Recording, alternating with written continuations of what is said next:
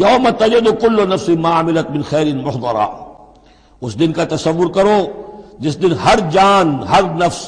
موجود پائے گا، حاضر کیا ہوا پائے گا ہر وہ عمل جو اس نے کیا ہوگا۔ فمن یعمل مثقال ذرۃ خیرا یرہ ومن یعمل مثقال ذرۃ شرا یرہ، یوم تجد کل نفس ما عملت من خیر محضرا وما عملت من سوء، جو نیکی کی ہوگی اسے بھی موجود پائے گا اور جو بدی کمائی ہوگی وہ بھی موجود پائے گا۔